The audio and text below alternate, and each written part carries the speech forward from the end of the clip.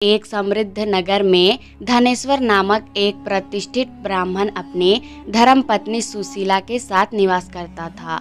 उसके पास भूमि, स्वर्ण, गोधन, अन्न और वस्त्र की कोई कमी नहीं थी। उसके द्वार पर दान पुण्य की वर्षा होती थी। ब्राह्मण भोजन और यज्ञ हवन होते थे, किंतु एक पीड़ा उसकी आत्मा को हर क्षण कुदेरती थी, संतान का अभाव। धनेश्वर और सुशीला ने नगर के हर देवालय में मत्था टेका, हर व्रत पूजन का पालन किया, किंतु संतान का कोई संदेश न मिला।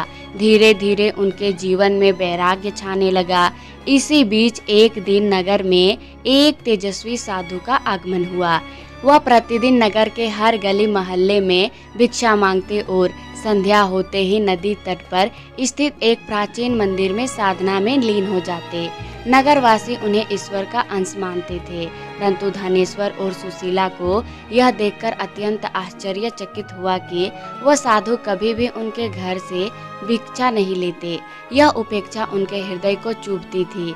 एक दिन धनेश्वर ने साधु को मार्ग में रोककर विनम्रता से पूछा, भगवान, क्या हमने कोई अपराध किया है जो आप हमारे द्वार नहीं आते? साधु की आंखों में क्षण भर के लिए करुणा उभरी, फिर बोले, ब्राह्मण, तुम्हारे यहाँ किसी कुल दीपक का जन्म नहीं हुआ।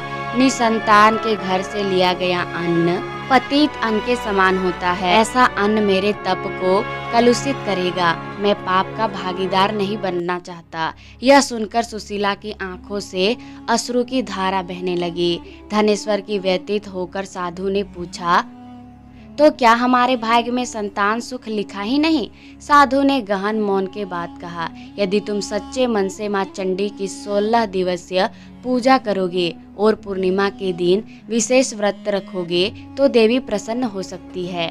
दंपति ने साधु की बातों को जीवन का लक्ष्य मान लिया। उन्होंने घर को एक तपोवन में परिवर्तित कर दिया। दिन रात वे माँ चंडी के मंत्रों का जाप करते, हवन करते, ब्राह्मणों को भोजन कराते। सुशीला ने भोजन का त्याग कर दिया, केवल जल और फलाहार रहकर तप किया। 16वें दिन अर्धरात्रि के समय माँ काली स्वयं उनके समक्ष प्रकट हुई। उनका स्वर गूंजा, सुशीला, तेरी भक्ति ने मुझे बाध्य कर दिया। मैं तुझे गर्भवती होने का वरदान देती हूँ। माँ ने आगे कहा, हर पूर्णिमा को एक दीपक जलाकर मेरी पूजा करना प्रारंभ करो और प्रत्येक माह उसमें एक दीपक जोड़ो, जब तक कि तुम 32 दीपक न जला लो। इस व्रत का पालन पीढ़ियों तक होता रहे। यह संतान को दीर्घायु, यशस्वी और अमरत्व का स्पर्श देगी।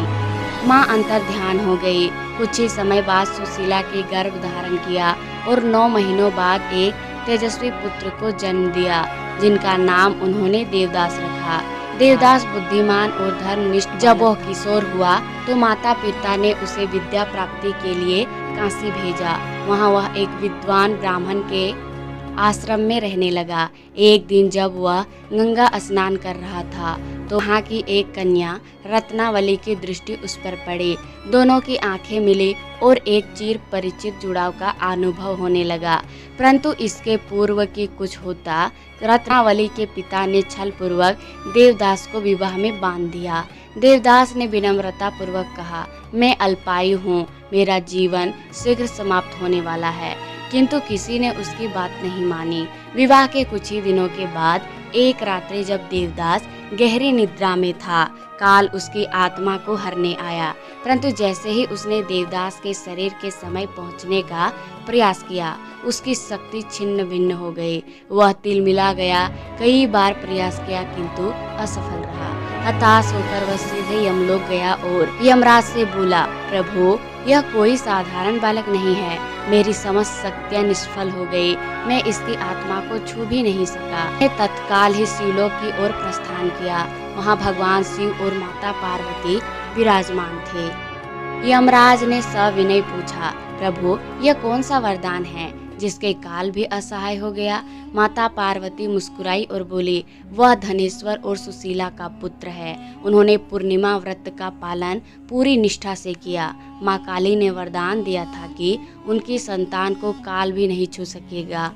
उनके दीपों की लौ ने काल के मार्ग को भी अलौकिक कर दिया। भगवान शिव बोले, यमराज, यह पूर्णिमा का व्रत भक्ति, त्याग और निष्ठा का प्रतीक है। जिसने इसे सच्चे हृदय से किया वह मेरी शरण में है। उस पर किसी प्रकार की मृत्यु का भय नहीं। काल को लौटना पड़ा।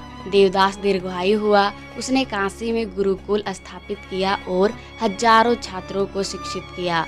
उसने अपने जीवन में भी पूर्णिमा का व्रत पालन किया और अपने संतानों को भी यही परंपरा सौंपी। तभी से यह मान्यता है कि वैशाख पूर्णिमा का व्रत विशेष रूप से 32 दीपों का व्रत साधक को अद्भुत फल प्रदान करता है।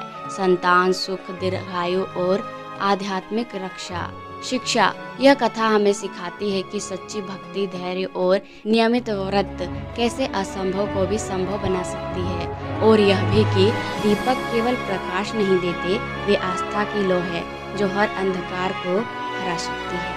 राधे राधे।